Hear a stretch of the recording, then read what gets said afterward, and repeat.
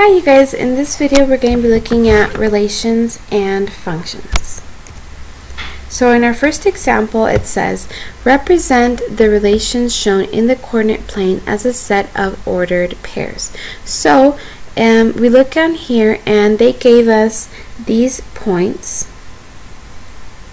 So we're going to write them as x and y values on a table.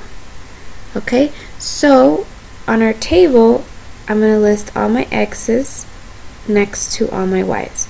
So negative 5, 1, and then I'm going to write negative 3, negative 2, negative 2, negative 5, 0, 0, 2, 2, 4, 6, and 5, negative 2. So I have all my numbers on my table. Well, now we're going to create what's called a mapping diagram. A mapping diagram basically is where you're going to put your x values in like an oval, and then you're going to draw lines to what is their relationship between them. So kind of like points, but you're connecting them with lines. So if you notice, they put negative 5 for us for our first x value. And then I'm going to go from there. Well, the next x value would be negative 3, and then I have negative 2 and 0, and then I have 2, and I'm running out of space, so I'm sorry, but I'm going to do it underneath, 4 and 5. And I'm going to now draw connections to what do these connect with for the y's. So my y's, I have 1, negative 2, negative 5, 0, 2, 6, and negative 2. So even if they repeat, I'm only going to write the number once. So I write down number 1 first, and then I write down negative 2, and then I write negative 5. So I'm just going to cross it off. I write 0. I'm running out of space again, sorry. So we have 2, then I have 6, and I'm not going to write the negative 2 because it's already there. So from here, you ignore my lines because they're obviously not going to match since my numbers didn't fit very well. I'm going to draw lines to show relationships between these. So negative 5 has a line connected to 1. Why? Because those are a pair, they're a coordinate pair, so I'm going to show that relationship. Then negative 3, is going to go to negative 2, so I'm going to draw a line from negative 3 to negative 2, and then I'm going to draw a line from negative 2 to negative 5, because negative 2 and negative 5 are, negative 2 and negative 5 are together on a coordinate, and then I have the point 0, 0, so 0, 0 would have a line going from the 0 to the 0. The 4 goes with the 6, so I'm going to draw a line from the 4 to the 6. And then my 5 goes to negative 2. And so, I'm missing 1. 2 goes to 2, sorry. 2 goes to 2, and 5 is going to go all the way up here to negative 2. Okay? So here we have now created a mapping diagram, and they want us to say, give me all the x values. So what are they? And we're going to use, if you notice, they say to use this symbol. Okay, these are called brackets. We're going to put brackets, and we're going to put all the x values that are possible. So in this case, all my x values that I have are negative 5, negative 3, 0, oops, I missed one, sorry, negative 2, 0, 2, 4, and 5. And then to get all the y values, I'm just going to put in basically everything that's in here. So it's going to be brackets, and then 1, and then negative 2, and then negative 5, 0, 2, 6, and negative 2. Okay? And that's it. They say the relationship, they want to know, does it represent a function? So here's the deal with these mapping diagrams, okay? And this is how I remembered it forever. When I first learned this, I always got confused with wait, which one can repeat and which one can't repeat. So here's how I remembered it. X is a girl because she's independent. Remember, it's the independent variable. And Y is the boy because he's dependent. He depends on his girlfriend. Okay? And then the way I remembered this is the following. X will never cheat because she's a girl. Y will cheat.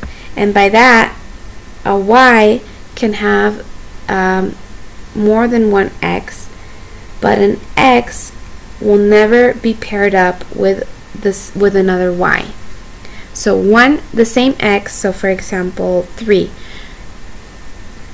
will never be paired up with two numbers on the Y. So you would never see 3, 2 and 3, 5. This would not be a function. Why? Because it's not a relationship. Remember, a function is a relationship. It's not a relationship if the girl cheats. Basically, that's how I remembered it. Now, the other way, in this case, which I know it sounds really sexist, but the other way is still a relationship, still a function. If the Y, the same Y value, is with more than one X, then it's still a function. Okay, so for example, if I have 2, 5, and then 4, 5. Right now, 5 is cheating. 5 is cheating because it's with 2 and it's also going out with 4.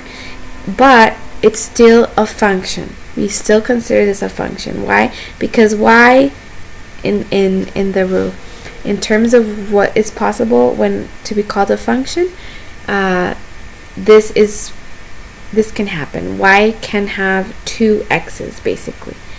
Okay? So it says here, the relationship does represent a function, so there's only one output for each input. So what does that mean? X is not cheating. All these X's that we have on the left hand side, none of these have 2 lines going from one X. So that's why it is considered a function. Okay, let's go ahead and look at example 2. Find the domain and range. So the closed circle indicates the point is included. Okay, domain. On my x-axis, what values do I have? Okay, so right now I'm here. That's at 1, 2, 3, 4, 5, 6. -6, and the point is closed. So this goes back to inequalities. It's -6. It is bigger than, it's bigger than -6, but it's included. Why? Because the point is closed. Now here it's open, so it's not going to be included. And the highest or the biggest x value that I went to was right here, which is 1, 2, 3, 4, 5.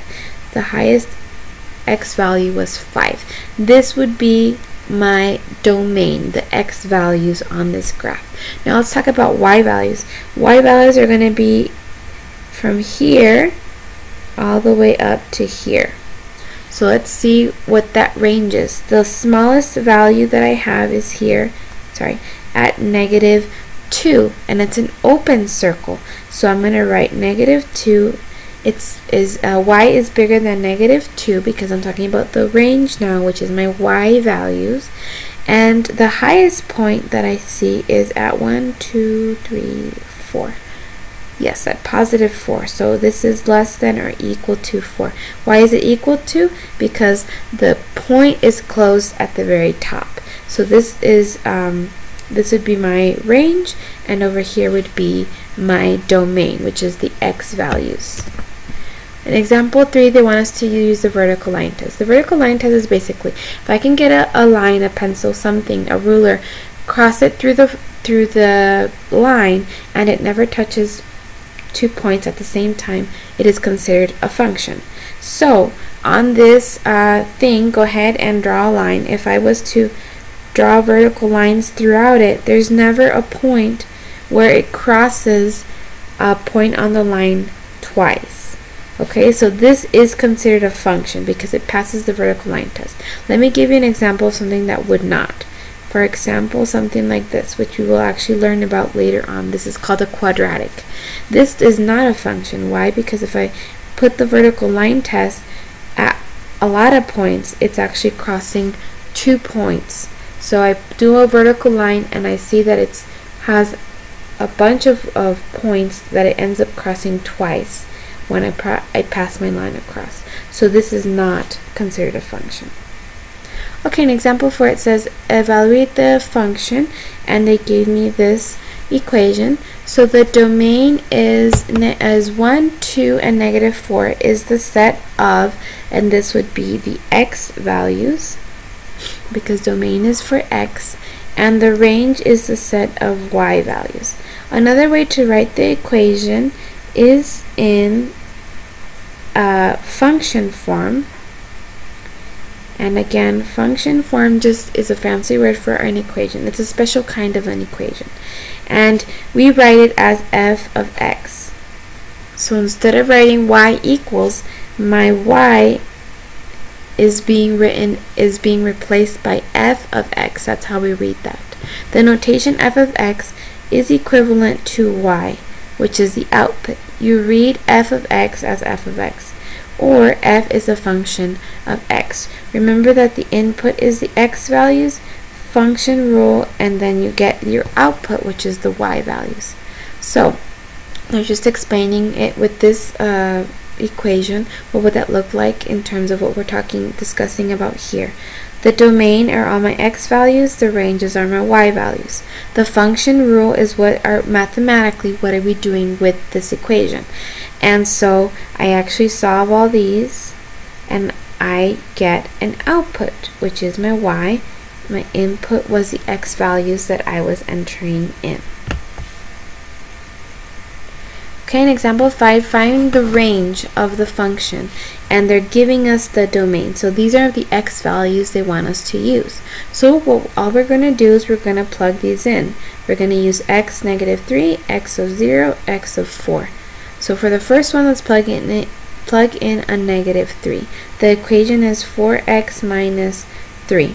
So g of 0, what does this mean? This means instead of x, because it's g of x, I'm going to plug in a 0. That's all that means. So instead of x right now, I'm going to put in a 0. So that'd be 4 times 0 minus 3, and so that's 0 minus 3, which is negative 3. Okay, let's go ahead and plug in a 0 now. Oh no, I'm sorry, they already plugged in a 0. Let's go ahead and plug in a 4 now, because it says g of 4. So I plug in a 4. 4 times 4, that's 16 minus 3, and that gives me 13.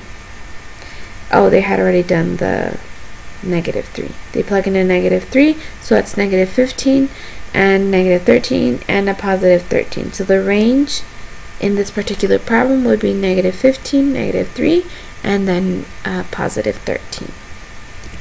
And that's it.